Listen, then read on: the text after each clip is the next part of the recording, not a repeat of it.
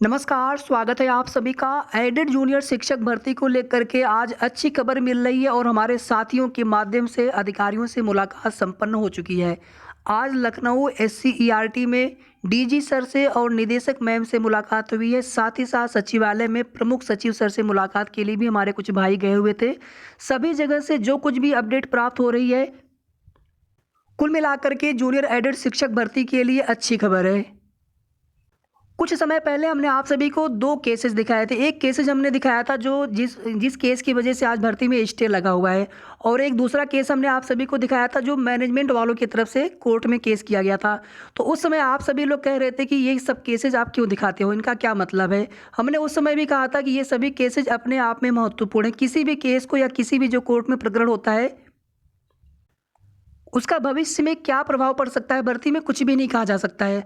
और आप देखेंगे जहां एक केस की तरफ से 19 दिसंबर तक के लिए भर्ती में प्रोसेस पर रोक लगी है, वहीं दूसरी तरफ दूसरे केस की वजह से भर्ती में एक समय सीमा फिक्स हो गई है। इतने दिन के अंदर भर्ती को पूरी करना ही करना है अधिकारियों को, जिसमें प्रमुख सचिव दीपक सर, डीजी सर, निदेशक मैम, एडी बेसिक सर, सभी अधिकारियों की तरफ से ये समय सीमा उनकी तरफ से ली गई है और माननीय कोर्ट की तरफ से समय सीमा दिया गया है।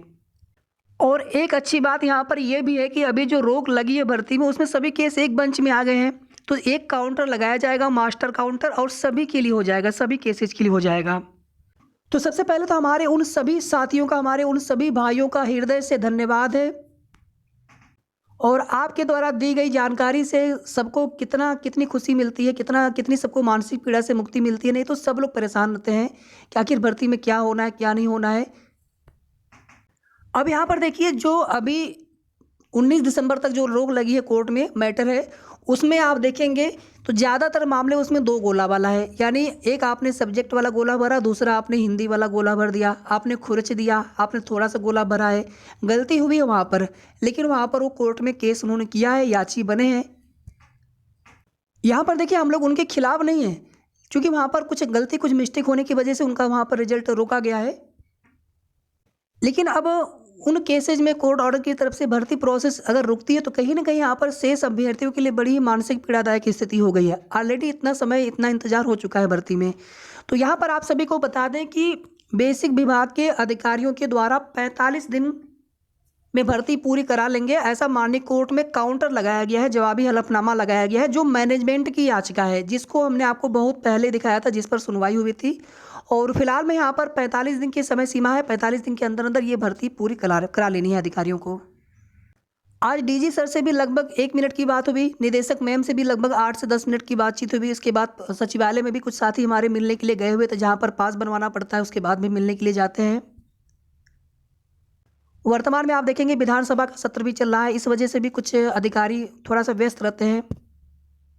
दूसरी यहाँ पर देखिए जो अच्छी खबर है, भर्ती का जो जीओ है प्रस्ताव का, भर्ती जीओ का जो प्रस्ताव है वो शिक्षा निदेशालय प्रयागराज से लखनऊ निदेशक मैम के पास पहुंच चुका है। बिल्कुल कंफर्म जानकारी है, पहले भी गया था लेकिन उसमें कुछ क्वेरीज आई थी, और ये जो प्रस्ताव अभी भेजा गया है, इसमें कुछ कमी होने के शायद ही चांस बने, क्योंकि इस पर जो है अधिकारी लगातार मीटिंग भी कर रहे हैं। इस पर सहमति बनने के बाद ही आगे शासन को या सचिवालय को प्रमुख सचिव सर के बाद भेजेंगे, शासन से अनुमति लेकर के फिर आगे आगे उस पर जीओ जारी करने के लिए। तीसरी बात यहाँ पर देखिए, अधिकारियों ने बताया कि आचार संहिता से आपकी भर्ती पर कोई प्रभाव नहीं पड़ना है। अधिकारियों को, सरकार को भर्ती पूरी करानी होगी।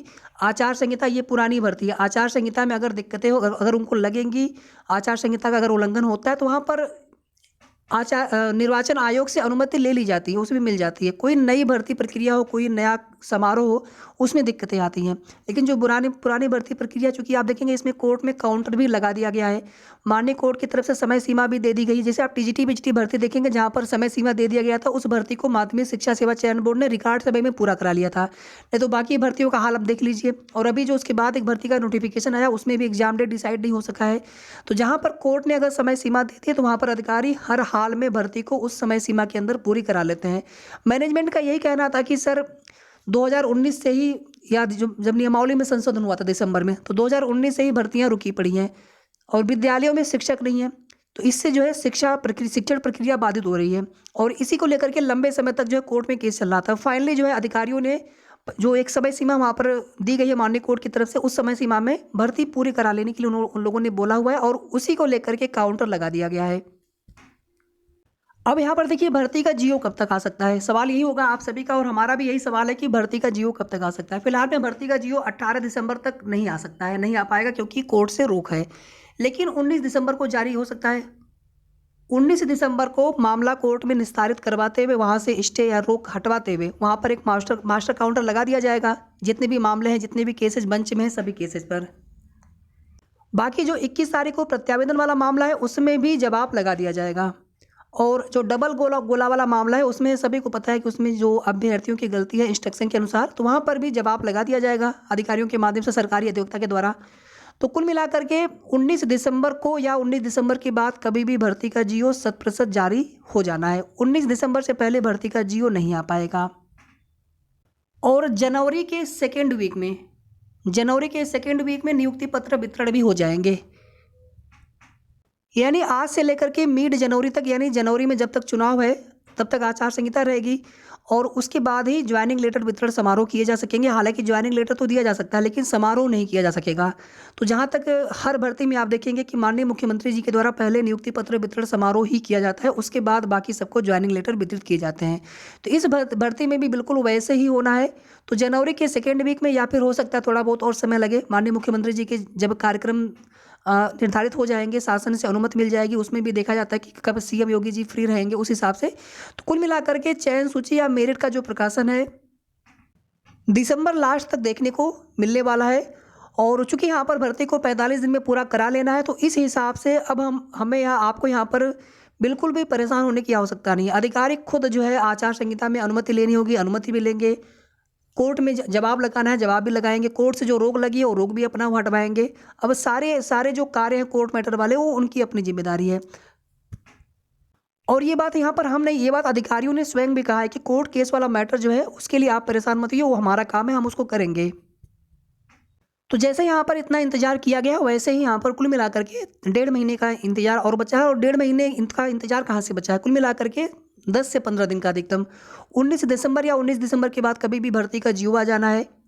और अगर 19 दिसंबर को मामला निस्तारित नहीं हो पाया तो उसके बाद हो सकता है कि नेक्स्ट डेट यानी 1 से 2 दिन के अंदर फिर से डेट लगवा करके वहाँ पर अगर कुछ दिक्कतें आती हैं, क्योंकि हम सभी को पता है कि अगर सरकार, अगर विभाग अगर भर्ती को पूरी करवाना होगा, कोई कोर्ट मैटर अगर निस्तारित करवाना होता है, उनके पास बहुत सारे रास्ते होते हैं। तुरंत वहाँ पर जवाब दाखिल कर सकते हैं प्रॉपर तरीके से, या फिर आप कई बार देखेंगे कि डिवीजन बेंच में जाकर के वहाँ से अंतरिम राहत ले ली जाती है। तो बहुत तरह से सरकार के अगर उनके ऊपर है। बाकी अगर वो चाहेंगे तो जो भी मामले हैं, अगर सब कुछ सही है तो मामले निस्तारित करवाते हुए भर्ती प्रक्रिया, क्योंकि यहाँ पर एक समय सीमा दे दी गई है तो उस समय सीमा के अंदर भर्ती को पूरी करना ही करना है। बस यहाँ पर उम्मीद करते हैं हम लोग कि अब जो कुछ भी चीज़ें यहाँ पर जिस प्रकार से आज जानकारी प्राप्त हुई, बिल्कुल इसी तरह से होना चाहिए। वीडियो को आप सभी प्लीज़ लाइक करके शेयर जरूर कर दीजिएगा। साथ ही साथ अगर आपने अभी तक चैनल को सब्सक्राइब ना किया हो तो जरूर सब्सक्राइब कर लें। आगे की कोई भी ऑथेंटिक सही जानकारी मिलेगी आप सभी को हमारे चैनल के माध्यम से जानकारी दे दी जाएगी। धन्यवाद।